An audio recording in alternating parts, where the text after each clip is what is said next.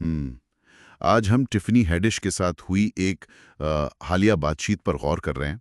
उन्होंने जिस तरह खुलकर अपने निजी संघर्षों और दुनिया को देखने के अपने बिल्कुल अनोखे नज़रिए पर बात की, वो वाकई ध्यान खींचता है। जी हाँ।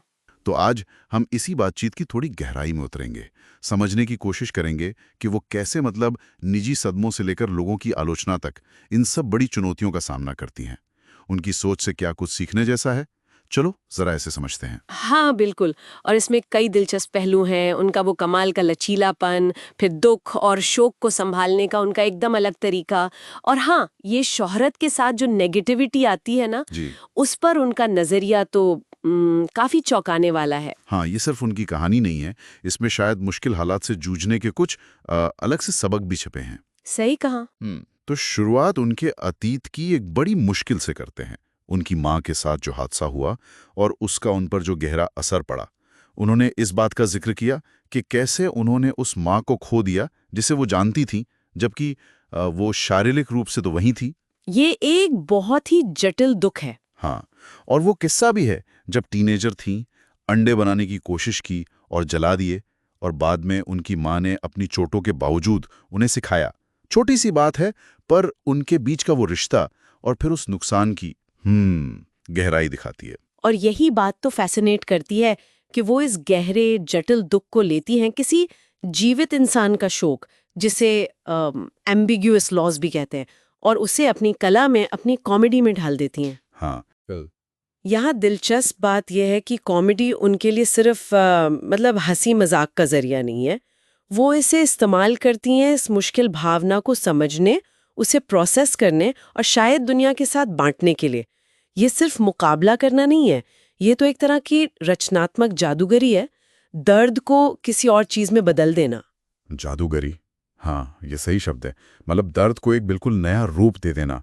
और शायद ये सिर्फ उनके लिए नहीं, सुनने वालों के लिए भी कहीं ना कहीं एक राहत या जुड़ाव का एहसास कराता होगा। शायद यही वजह है कि उनकी कॉमेडी इतनी असरदार है। और इसी तरह की थोड़ी हटके सोच उनके फेम और उससे जुड़ी नेगेटिविटी को हैंडल करने के तरीके में भी दिखती है।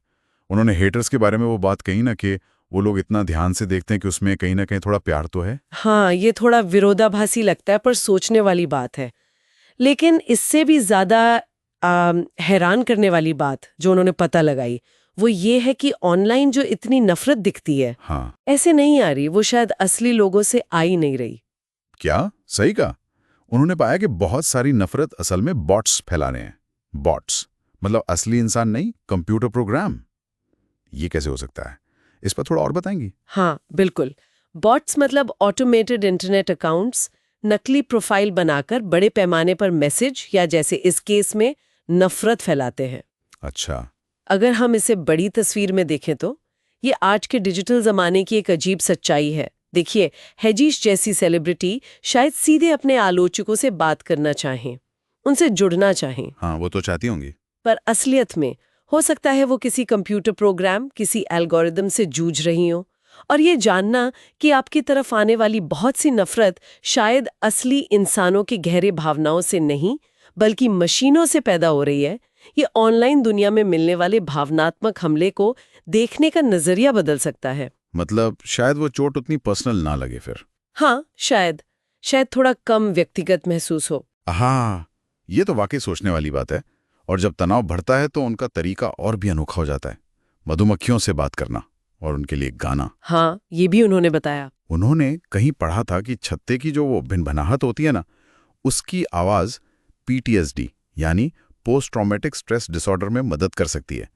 पीटीएसडी वो जो किसी भयानक घटना के बाद गहरा मानसिक और भावनात्मक तनाव होता है। अच्छा। तो मधुमक्खियों से बात करना सुनने में भले ही अजीब लगे, पर यह दिखाता है कि सुकून और शांति पाने के तरीके कितने निजी और अप्रत्याशित हो सकते हैं। बिल्कुल, ये यही दिखाता है कि मुश्किल हालात, चाहे वो गहरा दुख हो या शोहरत का दबाव, इनसे निपटने के लिए हमें अपनी निजी सुकून की जगह, सैंक्चुरीज और अपनी अनूठी रणनीतियां ढूंढना कितना जरूरी है।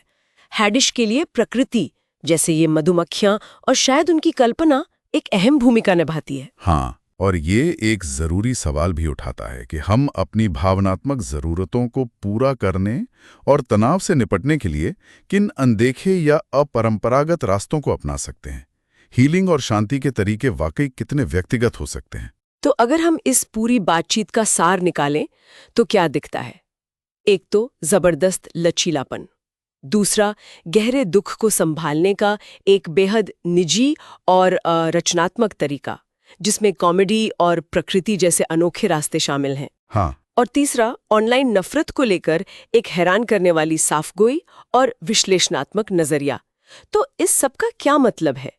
शायद यही कि मुश्किलों का सामना करने का कोई एक सही तरीका नहीं होता। और यहीं पर शायद एक आखिरी विचार छोड़ सकते हैं हम। ये बातचीत शायद ये इशारा करती है कि सच्ची ताकत मुश्किलों का न होना नहीं है, बल्कि वो क्रिएटिविटी, वो ईमानदारी और हाँ, कभी-कभी थोड़ी सी विचित्रता है जिसके साथ कोई उनका सामना करता है। अगर हम वल्नरेबिलिटी और मुकाबला करने की रणनीतियों को इस नजरिए से देखें, एक रचनात्मक प्रक्रिया की तरह, तो ये हमारे अपने जीवन की चुनौतियों के प्रति हमारे नजरिए को कैसे बदल सकता है? दूसरों को अपनी मुश्किलों से निपटने के लिए कौन से अनोखे या शायद अपरंपरागत तरीके मददगार लग सकते हैं, जिनके बारे में हमने कभी सोचा भी ना हो?